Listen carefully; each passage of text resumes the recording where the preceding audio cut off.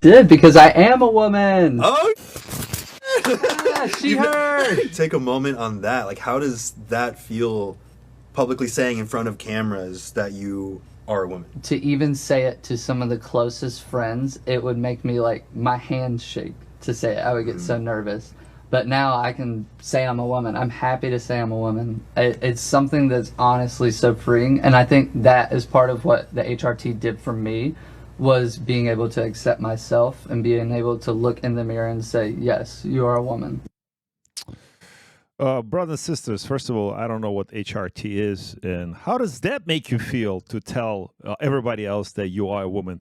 Thank you for tuning in to Alex Sass Show, and it is that kind of show that we're gonna let our inner something fly. And if some of us, well, some other people though who are haters to the show, they may call us Nazis or some kind of hate speech here, but the point is what you just saw, and I don't know it, but apparently this is what Ramon, one of our co-hosts here at Alex Sass Show in the Gland Zone, was talking about recently, a few weeks ago, that this is mrbeast, and that's his show. It's a #1 YouTube show on TV. I mean, on internet, YouTube, TV. Yeah, it's all a blur now.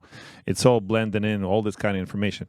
And it was only a matter of time till the forced behavior was going to come through on that show too. You know, were they bought out? Did this guy got paid? Is this Dylan Mulvaney kind of thing going on there as well? I don't know. We're going to hold court on this today with my brothers here, with Glenn, Andre, and James, all the way from California, the cesspool of transgender ideology. And, okay, James, not to hate on your state, Canada is way worse. So, brothers and sisters, that's what we're going to talk about. See you in a second.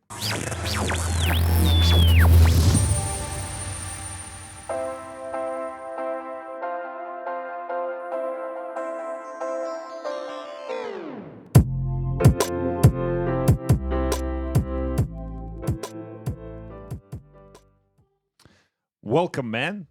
So I don't know. You all just saw the video. So what is going on? Like, how does it make you feel, brothers? I feel bad. I really do. I feel bad for these guys. They're so confused. You know, I don't think God made mistakes in this. You're XX or you're XY. You're gender confused. Get therapy, folks. It's really simple. But now they've so politicized this in it when it affects our kids. And we talked about this in previous segments. Ah, I have an issue, and I think most men and heterosexual men and women have an issue with this. So that's what I want to contribute. XX, XY, it's really that simple. Andre, how do you feel about this? But be honest. You just dig you up in 100 years. They only got two choices. What do you label the skeleton? You know, like it's that basic. It's that obvious. Some people are just not feeling well, and you give them a platform, and then you know, you multiply their reach and their pain, and then it speaks to other people. And a lot of people being born on the spectrum. We've known this for the last 15, 20 years. The spectrum makes you kind of asexual, or makes you kind of approach gender in different way than we're accustomed to it. And then all the confusion here and confirming these victimizations that people put themselves through as far as their importance or their sexuality, when we just don't care. And going back to this whole thing about pride, like forget the old school aspect of, you know, it's a sin and this and that. It's just the most obnoxious thing to be around. Like, you just don't want to be around somebody that's prideful about anything for more than about 6 seconds. At best, maybe give him an accolade, but to be, you know, propped up, and what we're seeing now is just, it's really, it's sad. It's sad. That's what Glenn was always talking about, narcissism, right? Attention seeking. But my question is to Glenn, actually. But do you really like, I mean, you just watched, we all watched this video. I never seen this guy from Adam, or whoever it is. Never seen the show in my life. It seemed forced. It seemed like such a staged thing. It seemed like, you know, we filmed a whole bunch of things here in the studio, and sometimes you can kind of tell, okay, this staging this, obviously, and like any other show you can watch, it looks fake. This looked forced to me, and by definition, forced behavior. did this guy literally just took advantage of a payment? Like this is the Bud Light endorsement thingy going on there, Glenn, or is it like straight up? It's like, oh, I need attention thingy. In your opinion, because you saw what we just saw. Yeah, to be hearing that this is number one on You Screwed, that is ridiculous, Mr. Beast, and you have it here saying, well, HRT, that's hormone replacement therapy, because it believes that it was born with not enough female hormones. So that's what they're juicing it up with, to make it feel like it's a girl. And with that person coming out and saying that is a slap in the face to real women. And a lot of women are getting fed up of this because, a guy who thinks he's a girl and takes these hormones and actually believes it. And now they're getting the microphone, or they're competing in sports. They're men who think that they're women. They're competing in sports against other women. And they're winning also beauty pageants. Like, that's all staged. This is all an agenda. And you notice it's all coming to a head right before the world seems to be going to some type of new world reserve currency. The BRICS nations getting together next month. Everything is coming together. The UFOs, the Ukraine, everything is coming to a head for the big distraction. In the previous show that we released, I assumed, just assumed this is just all parts of the Great Reset. Like, this is all the elements of Great Reset. This is the destruction of the Western society, just like the Roman Empire was destroyed. Caligula is the example. Nazi Germany is a good example. Soviet Union, the same thing. Right before all those things fell, the moral value of the society was demolished. So same thing happening here right now. The difference is because of our information age and because the way we're able to communicate through the shows like Alex Sass show here right now, we can take a different course. So the point is like, the powers to be, are they going to do something more drastic and reset us not only economically but something different? But that's a whole different story. So let's just focus on comedy. Researchers condemn a rise of fascist ideology after students sent mocking responses to LGBTQ survey. So somewhere in Oregon, surprise, surprise, the academic researchers condemn students arrogant and offensive responses to an LGBTQ survey claiming the pushback indicates fascist ideologues living inside the house of engineering and computer science. In an article of Bulletin of Applied Transgender Studies, I don't even know what that means, academics from Oregon State University wrote about their shock at receiving sarcasm and mockery in response to their research into undergraduate LGBTQ students studying in STEM fields. The team claimed 50 of 349 responses, which is a very small study, to the questionnaire on the topic contained slurs, hate speech, or direct targeting of research team. My question to a panel, how many, do you think everything that we talk about here on this show, specifically what we're talking about now, how much of that will be considered slurs, hate speech, or direct targeting of those groups by us? James, take it away. Honestly, in their context, it's all of it. Everything that we present, our media, we breathing air presents a threat to them. One, because we have an opinion, and obviously we have standards and moral guidelines. But these gender confusion studies going on, and they're trying to push it and calling us Nazis, or anyone for that matter, a difference in opinion. We know their narrative. We know the only way they can succeed in vilifying and canceling us out is by doing exactly what they're doing. So, I don't buy it. And I think, thank God, the younger generations are seeing what we're seeing, and they're pushing back, and they're finding more comedic than than anything else. So I love the response, but yeah, you're a Nazi, you're a fascist. That's the typical response you get for any group, organization that's trying to push their narrative on an unwilling, unreceptive public. We actually had this on our show because we like this subject. We push, we don't like forced behavior being forced on our children and ourselves. So we talk about it often, and more often than I'd like to. This is not the subject of choice, trust me. I'd rather talk about higher things in life than this degenerate behavior. Excuse me, but it is a degenerate behavior. But the point is, when we talk about those things, and they accuse us of, our tactics, which is just expression of the opinion, would it be this format or any other format, including like response on the survey? What they do, they actually invest money, and they're a lot more aggressive with that for things like forced behavior through media, like Hollywood. They put in transgender characters into Disneylands and Disney Worlds, and transgender book readings and whatever they are, like the drag queen book hour and all other kinds of crazy stuff. Another thing that we know that they are doing is, like the pigeon, what do they call it? The beauty pageant, right? There was a biological male who won, Glenn, in Holland, right? Yeah, Holland. He won Netherlands. He won the women's the beauty pageant for the country of Holland, and so there's been a big a rising against this, a backlash, because they don't want to allow that anymore. And now I think it's in Italy.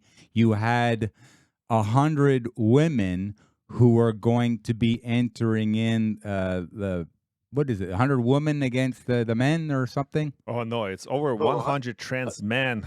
Trans men, if there is such thing as women that, really? Who identify as men have entered the Miss Italy pageant in a protest against the competition banning trans women from entry. Wow. Women against women now. And really. That was actually in response to what you said earlier this month. Miss Netherlands awarded the title to Ricky Valerie Cole, a transgender, which then prompted the Miss Italy official organizers Patricia Mirigliani to say that transgenders would not be allowed to compete in that country's competition. Somebody had to sponsor that. Like, I know all this stuff costs money. You can't just enter any competition for free. Like, all those, that's how they fundraise, and that's how they do it. Like, okay, there's entrance fee of some sort. Actually, Glenn, was there an entrance fee every time you competed for Mr. Canada? Yeah, the competitors had to pay. That's how the promoters made money. So we paid, and there was less and less people actually going to watch the shows. So this is the reason why I really fell out of loving the sport, shall we say, is because the sport was full of narcissists. They would pay to get attention on themselves. So I lost the interest in wanting to compete. Speaking of narcissists in the sport, Lia Thomas, I don't know his first name. Leroy, maybe? Maybe Liam? Maybe Liam. I think it's Liam, right? But former UPenn swimmer speaks of how Liam Thomas in the locker room affected her as a victim of sexual assault. I don't know. I mean, I have a video here to play of her testifying to this, and I'd like to play it. Brother. Yeah. You don't make the mistake that the media is doing by referring to it as a her. That's a he. He thinks she's a she, but we don't have to play along with that. The media is pushing that agenda, but no, he or it will fit the narrative very well. I think I was referring to Paula, the girl who was testifying, but if I did this by mistake, please, brothers and sisters, forgive me. 6'4" champion. Yes. Okay, let's watch this video really quickly. Ranking member Scanlan and members of the subcommittee. I'm Paula Scanlan, a spokeswoman and advisor for the Independent Women's Forum, and a former NCAA athlete. I am here today to share my personal story. I started swimming at a very young age, and by age 8, I was swimming competitively, and by late middle school, I was devoting at least 20 hours per week to swimming. I gave up countless Christmas holidays, weekends, and social events to work towards my goal of swimming Division I. A dream that came true when I began swimming for the University of Pennsylvania. While I am not an NCAA champion, I hold the New England Independent School League record in the 400-yard freestyle relay, a record that has stood since March of 2017. In September of 2021, Lia Thomas began participating as a member of the Penn women's team. Lia, formerly Will, had personal best times in every freestyle event that were faster than the women's world records. Big Willie. Once the season began, Thomas was leading the country in multiple events, while only placing in the top 500 in those events on the men's team. Thomas later became an NCAA champion in the 500-yard freestyle, the first NCAA champion in our women's team history program. While many of you already know this, what you do not know is the experiences of the women on the University of Pennsylvania swim team.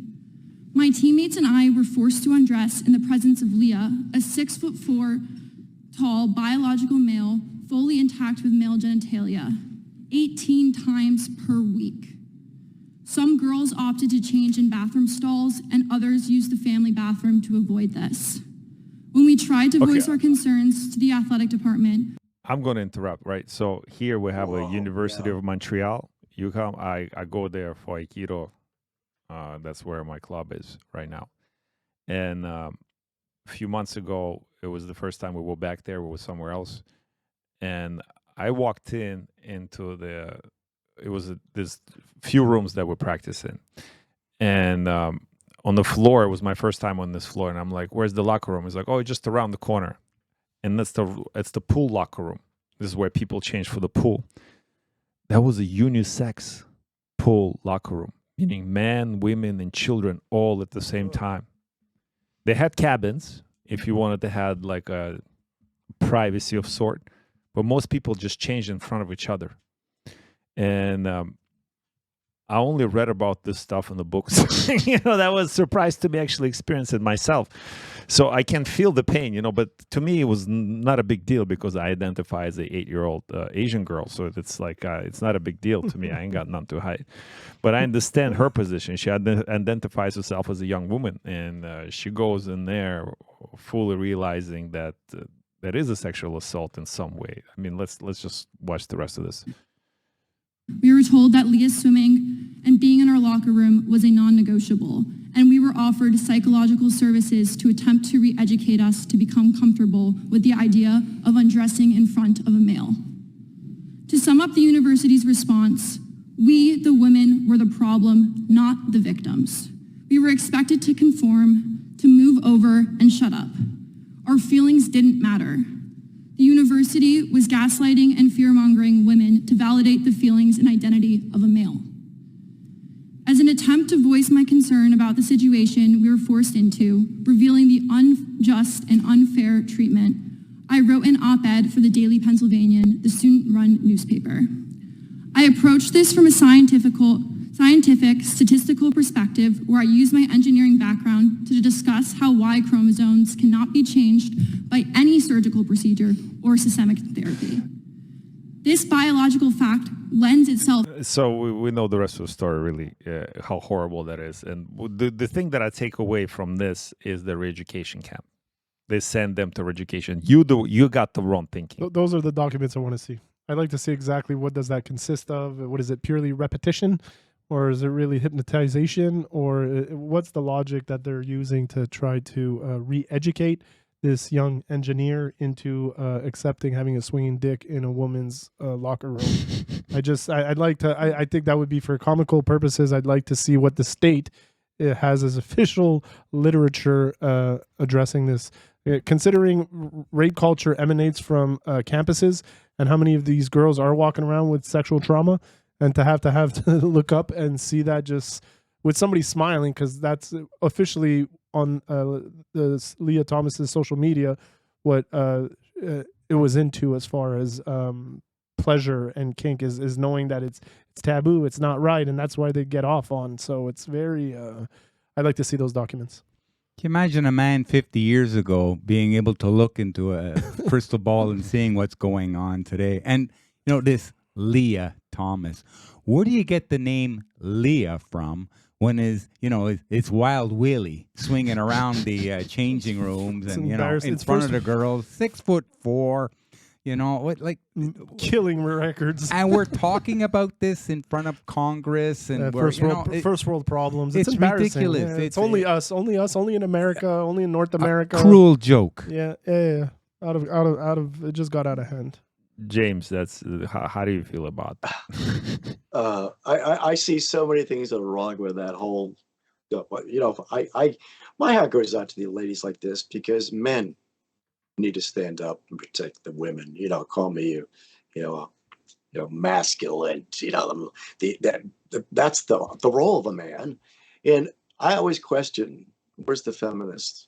protecting their women, their sisters? Where's the Me Too movement protecting their sisters? Why are they silent on this?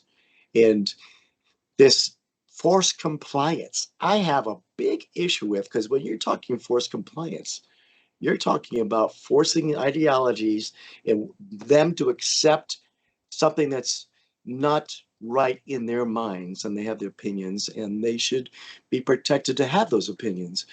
But we see this happening throughout society today. I mean, we talked about the human child sex trafficking.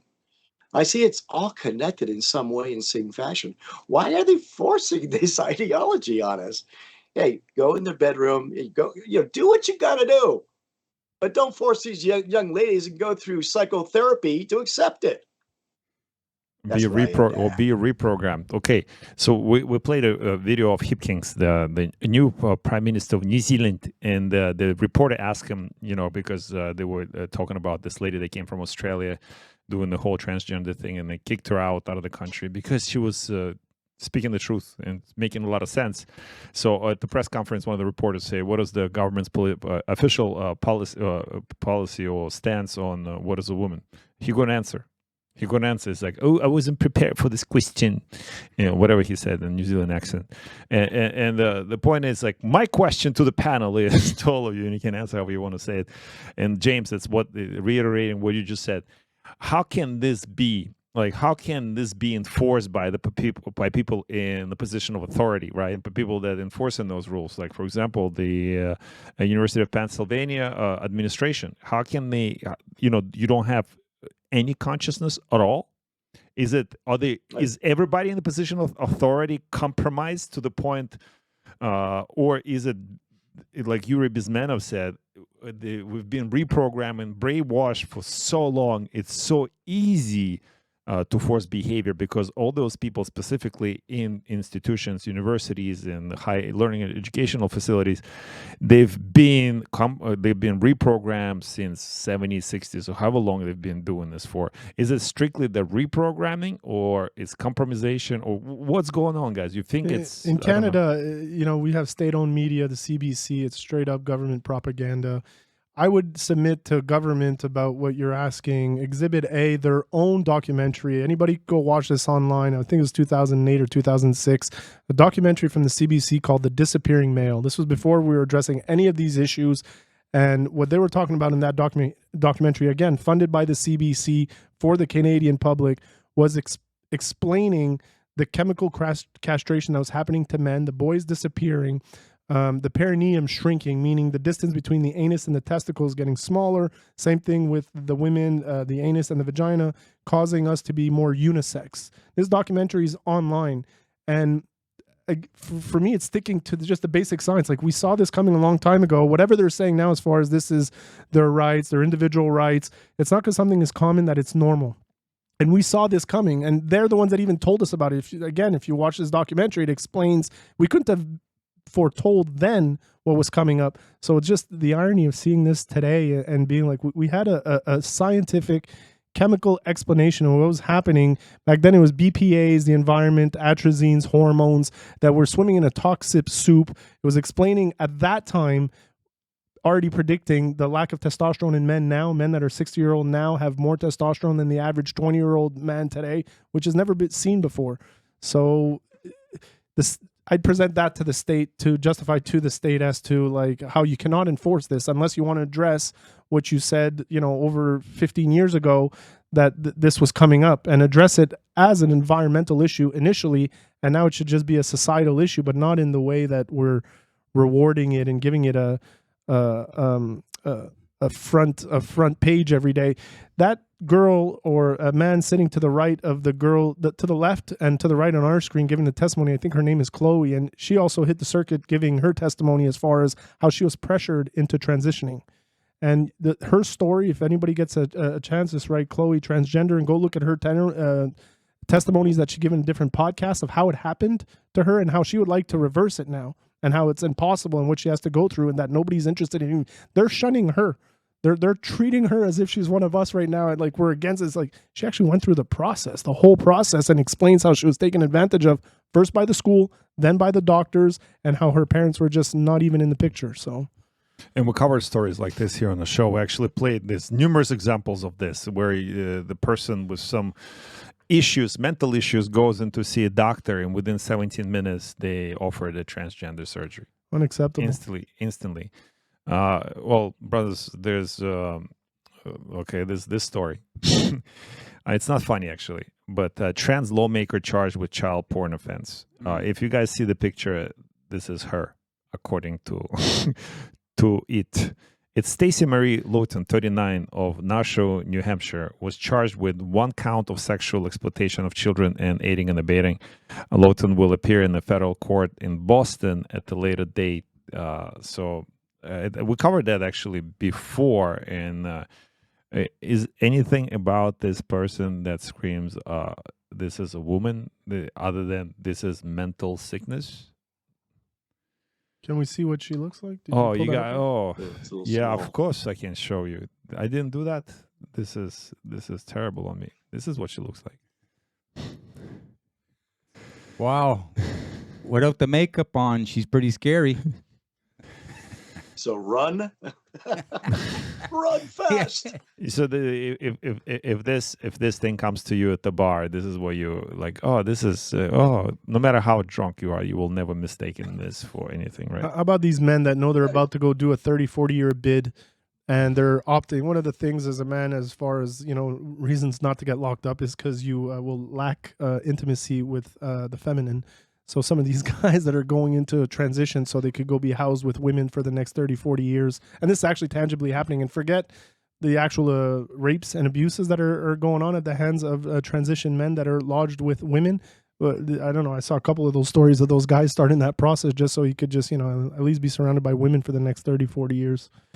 Yeah, it's alive and well in California, and the pregnancy rate of those inmates have skyrocketed. Yeah, how does that work, And how about Gary Gruesome Newsom? They just got a judgment, right, where now they're going to impose the curriculum. The school boards are not going to have an option as far as not withdrawing certain graphic books that explain how to give fellatio. Yeah, exactly. That happened in Temecula, and my good buddy Bryce was there testifying and forcing the board of supervisors saying, or the school board saying, hey, the compelling reasons why any man, any woman gets it, they got it. They voted against having the curriculum in there. And guess what Newsom did?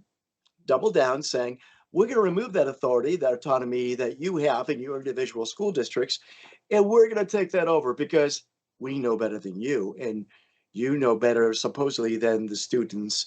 So, in other words, removing that government overreach is now in play. They were going to sue them for $1.5 million for exercising their rights. How about that? Well, this is the story, though, and there's a pushback, and there's a pushback from politicians as well, and it's recognizable. We understand why it's happening. We understand this is a forced behavior. They want us, again, this is what we're talking about for the past half hour here, but people like Senator Josh Hawley, he's saying that left is pushing gender ideology on children is latest frontier on attacks on nuclear family. The only thing I say, it's not the left that's pushing this, it's whoever's behind the left is pushing this ideology, people like Brett Kroc and everybody else. Again, it's the destruction of the Western world as we know it. But we see people appalling, like this country music star, what was his name? Tried to do it in a small town or whatever that song he was. What is it? Or something? Yeah. So there's definitely a pushback, but what they do, and that's what I'm saying, it's not just the left; it's the whole corporate culture that's doing it, because we have things like like TikToks of the world, and we covered it actually on the last story. A few podcasts ago, that Oli London says that China uses TikTok to manipulate and weaken young minds with trans ideology. And it's true, we have first-hand experience here when we put this White House trans, flashing the nipples or the breasticles on breasticles, chesticles. So when they were doing that, I put that video on TikTok and YouTube, and TikTok removed that video, and I was like, what do you mean? Even YouTube allowed this. And then we read this article here, and it makes total sense that TikTok is used as a tool. By the way, those videos are not allowed in China. You know, all those transgender videos, they're not allowed to be watched, especially by kids in China. It is form of entertainment in China as well, but any of the stuff that's shown here is specifically targeting children. It's even limited their exposure time to the application. So it's used. It's a weapon. Everybody knew we'd be dealing with a spiritual war for World War III, and this is just part of the social psychological operations run on us. And it just the content, that algorithm. There's so many comparisons. People do montages of that day and night. You know, it's unbelievable where youth are exposed to, planting the seed, and then reaffirmations, and then whatever you look at a screen seems to be glorified. So, well, that's all part of the grooming process. Yeah. When you think about what's happening in society today, you know, an older man approaches a younger woman that's fatherless or has a father but it's not present. You know, they get their confidence, saying, "Oh, I understand that, and I'm here for you, and my daughter's beside me, and we understand the issues you have." So you open that door of comfort to go into those discussions of transgenderism. They become numb to it. This is not foreign to them any longer. So they're more willing to accept that. The youth of the world now, because you're all living on TikTok and less on Instagram and Facebook. Facebook is for the old people like us. And even though that's being slight, but the Instagram, by the way, it was noted back in Wall Street Journal about 4 months ago as being the center point of pedos going to cite their victims. So I look at this all kind of connected in the overall scheme. What they're trying to do is just ruin Western society. And I can see what's happening in China. My God, they're fierce. They're saying, you will be a man, you will be a woman. There is no blurring distinction between it. And if you are feminine in the entertainment space, they are removing them from center stage. So they're using it for their purposes to make sure that there's masculinity and femininity within China, but just the opposite in the Western society. Opening up, confusing it. You know, chap, you know what I've noticed? Yeah. I get Rambo the Rottweiler, our mascot. And a lot of times we go for a walk. I take him for a walk. And he will pick up on a person who's not mentally stable. Like there's something wrong about this person. And the dog will pick it up. It has a feeling. So I think I'm going to have to start taking the dog downtown to parties and that to make sure that it's not a transgender thing around there, you know, dressed up as a girl. Sniff them out, boy. Sniff them out. The point is, you know, now because of the pushbacks, you know, like people are, and we've been called out as like, oh, why do you guys hate LGBTQ or homosexual community? No, we're not. We don't hate LGBTQ. I don't hate anybody. We don't hate one single person at all. Not at all. What we understand we understand the purpose behind this transgender ideology, specifically focused on transgendering children. And like, okay, this is next article. Just guys, look at the picture in the article. There's a thing, I don't know, right or left on your screen, in the middle of the screen, short list. That's a couple of things there. And it says, protect trans kids. Translating this, I would say it probably says, you know, groom. I don't know what it is, but it is part of the grooming ideology there because the fact that, you know, trans kids exist in someone's mind. They're just political cannon fodder. They're just developing like this political chattel. And yeah, those people will be discarded. You're absolutely right. They will be discarded at the first opportunity when they serve their purpose. But Democrats, you're right. Democrats are complaining that GOP, and again, I'm using those terms for polarization purposes. That's because even articles like this, they're here to divide us. But it's trying to win elections by protecting children from increasingly unpopular transgender ideology. That somehow is bad, right? And really is the point.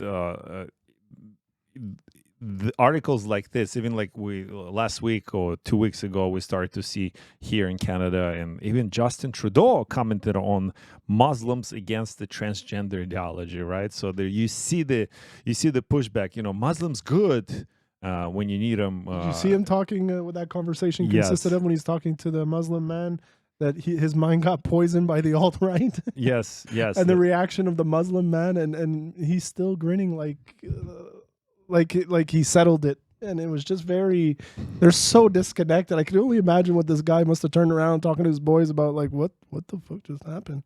What did this guy just tell me? Like, the alt-right? Like, it's unbelievable. Well, because he's used to being he used to be a terrorist already. He just didn't know he can be a domestic terrorist based on his life philosophy associated with transgender and his children. That's what he was confused about. He's like, okay, I'm already a terrorist every time I get on the plane. Well, at least I assume so. But I didn't think I'm a terrorist because I'm against this transgender ideology. That was new to him. That's the confusion part. The point is, it is happening everywhere. And Glenn, I know stuff like this kind of makes your blood boil. But what does really make your blood boil nowadays? All this comes to the surface because where are the men? Men, they have relinquished their leadership control. They're turtles. They're afraid of conflict. They wouldn't sit here at the table and say how they're feeling or express it. No, in case somebody might point the finger at them and say, "Oh, you're this and you're that." So what? Now's the time to stand up. The only reason why this happened is because men refused to stand up anymore. 50 years ago, this would never have happened. It can happen today because things have been so easy for so long. It's created weak men. This is why you have so many unhappy women today, because they say, where are the good men? The good men are in, they're not hiding. They're actually on this podcast right now. Oh, thank you, Glenn. Thanks, Glenn. And I'll give him a word of advice. And again, I go back to it like I'm beating it like a dead dog, but stick to the science. Stick to the spectrum, what we're finding out, what we already knew, but now we're finding out because studies are coming out that the vast majority of these people that identify as transgender are on the spectrum, and also the actual changes in the environment that we have, again, so many reputable accepted journals and media, old school legacy media that were reporting on what we're seeing today. If you want to stay away from the hype or be called hateful or racist, politicians that politicize this hate truth or facts, and they'd rather get you out of pocket looking like a hateful individual that's just phobic, transphobic, homophobic. For me, it's purely based on these facts that we've had an increase in autism since the late 80s, 90s that started with allopathy and government medicine and imposition of medicine. And now we're at 1 in 36 men are born on the spectrum.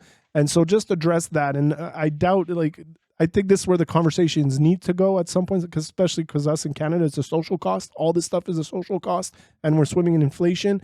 And then also playing with the epigenetics, the environment that's been changing around us, that's been modifying and literally mutating us as a species, from jawline to height to penis sizes to testosterone levels. All these things are observable facts, and that nobody that I've known so far wants to really address, because just like everybody they're trying to cancel is that, well, just not address it. And it's not because it's not true, it's because they know it's true and it's so uncomfortable to talk about. But as a society, this is what I'd like to talk about. What about the spectrum? What about the increase? And what about the unification of the sexes in the species that we saw outside of the human species and now manifesting itself in the human species, and then looking like all these different groups that you're showing us up here on the camera that are clearly suffering? Like, these people are not well. Again, sticking with Kabbalion and Hermeticism, gender is the seventh principle. There's a reason for that. Anybody that's on a path on shadow work, wanting to understand themselves, their life, and their role in it, go look at those 7 principles and see that they're using the lowest hanging fruit, and they're weaponizing these people that just need love, and these people that just need not to be indulged in this way. Definitely not modified and reversed. It's not that it's a blasphemy, but it reeks of lack of gratitude for the body, the human body, how intricate it is, how little of it we know, and that we should not be interfering with it with such invasive, lifelong lasting procedures and protocols that are enriching politicians that get to politicize over it, and then pharmaceutical companies that are making a killing off of it. Yeah, you see conversations like this, obviously, they get men a little hot. And this is probably contributing to the global warming, which United Nations right now, there, Mr. Guterres, Antonio Guterres, he's calling it global boiling. How's that for transitioning into the next subject, big guy? Well done, G-Man. That's really good. Yeah, let's do this. The era of global warming has ended. The era of global boiling has arrived. The air is unbreathable. I'm convinced. The heat is unbearable, and the level of fossil fuel profits and climate inaction is unacceptable. According to the data released today, July has already seen the hottest 3-week period ever recorded, the 3 hottest days on record, and the highest ever ocean temperatures for this time of year. The consequences are clear and they are tragic. Children swept away by monsoon rains. Children swept away by monsoon rains. Is that what he said? Yeah, that's what they call pedophile now. That's their code word. Go. Weather trafficking. Families He's running a known- from the flames. He's a known socialist, Workers isn't he? collapsing Known in socialist. scorching heat. Leaders must lead. No more hesitancy. No more excuses.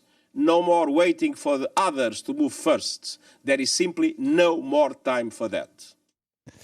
You know, did he just turn into Greta instantly? Like, Yeah, he just read it. I saw that. Greta's in jail now, Where'd right? those 50 kids go? Oh, they're downstream. But it's interesting because it comes right on the heels of this story, by the way. Like, nothing is for nothing, right? So after Nobel Prize Scientist declares there's no real climate crisis, he is abruptly canceled for IMF climate talk. Right? How convenient. So allegations are being leveled that the cancellation of a speech by Nobel Prize winning scientist is linked to his opinions about climate change. Scientist John Closer, who won the Nobel Prize in physics last year, had been scheduled to give a speech at the climate seminar hosted by International Monetary Fund, according to the CO2 Coalition's website. So basically, he wasn't playing by the rules of IMF. It's like the gavel coming down on a debate league that you won. As soon as you're canceled, it's just like, all right, he's accurate. Get him out. Yeah, exactly. Get him out. I think the biggest point about this story, you listen to some talking head that's like, oh, fear. The kids are being swept into the ocean, and the bodies are burning, and how dare you? The sky is falling. The sky is falling, and there's more fear mongering. And when there's a scientist, not just a regular scientist, but the Nobel Prize winner last year, In physicist physics, yeah. in physics, nevertheless, He gets canceled. and it's not taken to IMF. And that's like IMF. It's the epitome of like, okay, let me raise you some carbon taxes. Because Canada owns anything to IMF, by the way, Glenn? I would be surprised. They're coming in for our natural resources. They're coming for sure. natural resources. So something's like IMF is getting ready to bail out Canada because we need it. So I don't know, brothers, do you have anything to add to the story? I mean, there's another story that we can talk about, but I guess the most important one is the information that is coming from people like our show. We're not using anything else that you can read on the internet yourself. It's how you do you discern it? Do you receive any other information anywhere else? If you how do you know what is true, what isn't? Like, what is Andre? That's a question to you. What is your barometer? Like, how do you know the difference between good stuff and the false? All right, we're going to go down in tailspin here. We just came out of COVID. Allopathy's Western way of doing health. We do this thing called consensus science. We talk about exopolitics in here.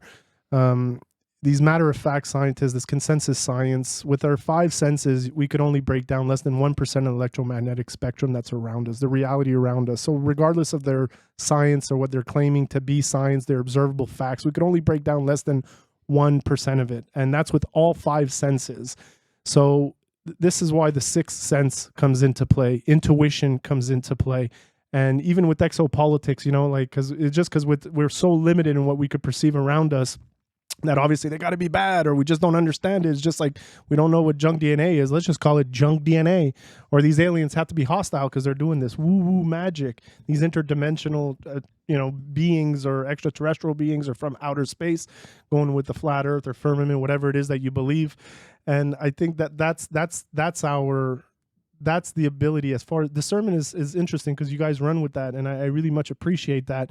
And you can only discern to the level of awareness you have. Consciousness is everything. So getting information, not jumping into it, but just getting as much as you can, synthesizing it, and then using your intuition to be able to discern. And for me personally, my intuition has been, it gets better and better. Sobriety might be slow, might be boring for a lot of people, but it's like the best thing that you obtain out of it. For me personally, is that gut feeling, that second brain now that we're starting to label as a second brain, maybe even the first brain, is how you reconnect with that gut. So when you read information, you're able to dissociate from some of it, and some of it just sticks. And after a while, it's just really just connecting the dots. For me, it's easier because it's really finances a knack for me, following the money and then the interest and then the history of that. But for people in general, I know everybody's bombarded with information, but you got to flex that muscle. It's just like willpower. You got to flex it for it to become relevant. And intuition, recognize, be humble. These people that tell you that they have 100% truth, at best, that truth is based on less than 1% of the electromagnetic field around us. So that objective reality doesn't exist. Everything is energy. Everything is feelings. Everything is vibes. Everything's emotions. Don't indulge in them, but just try to see what they're telling you or tap into that instead of listening to the talking heads on TV using fear. Look at all this climate change. Anybody in your life making you move out of fear, shame, and guilt, recognize that. Be aware of that. Don't do it. Don't jump. Just be stoic. Observe. Let it pass. See how it goes. And the alarmist ones are the easiest to become aware of. That's so annoying with this fear mongering all the time. And that's how they got COVID, and they got all these people to, and then you mentioned earlier before, it's gaslighting. Oh, everybody got it. You get it too. Everybody believes this. You should too. No, does your stomach believe it? How does it feel? Does it resonate with you? Speaking of stomach, I think you're right on the point, because ingesting information is also a diet. It's not just what you eat and how you exercise. It's also what you think, what you say, what you do, but also like what music you listen to, what movies you watch. And even if people, I know it's start to work out, because less and less people watch legacy stuff, including Netflix, even like all other streaming services. For example, the Peacock streaming lost $651 million over 3 months. And that's after they increased subscription by 2 million people, from 22 million to 24 million. What's Peacock? MSNBC? Yeah, and NBC, the streaming services. Okay. And if you look at the picture right there, it seems about right. So people no longer want to participate in this kind of stuff, because it's like, no, we need something more wholesome. And I'm not saying like everybody should watch only Alex Sass show. But people start to discern. It's like, I really don't want to watch this. I don't want my family to watch this. It's definitely, I don't want my kids to watch this. And those 2 million subscribers that they probably got 3-6 months of subscription just to increase the numbers for investors, etc., etc. So there is a shift happening, and we are happy. And I am super happy and lucky to have you guys here in the studio at the Glen Zone at Alex Sass Show. Andre, thank you so much for participating. Glenn, you always are the man. And James, all the way from California, we cannot wait till you invade Canada. Yes, please. Please, this will be, I'll make a t-shirt and we'll pass it. This will be part of your campaign. Let's invade Canada. With open arms. Alberta, we'll start. You don't have to invade Canada. Just let's annex Alberta. I'll move to Alberta right before you annex it. I would. And instantly I'll gain U.S. citizenship if you promise. That's exactly what they did with Ukraine. I'll guard the borders from the west or east from Canada, trying to reclaim it back. I will be a good American soldier. Even though I'm of a Russian background, and this is what tells me how much I care and how much I feel that the last bastion of freedom, United States, is the only reason they're holding this world together. So, James, head off to you. Thank you for being you. Thank you, brothers, for being you on Alex Sass Show. And brothers and sisters, we'll see you on the next one.